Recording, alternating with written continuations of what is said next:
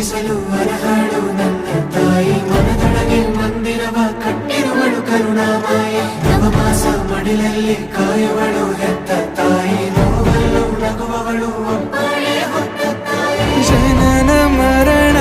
ಜಗದ ಸಂತೆ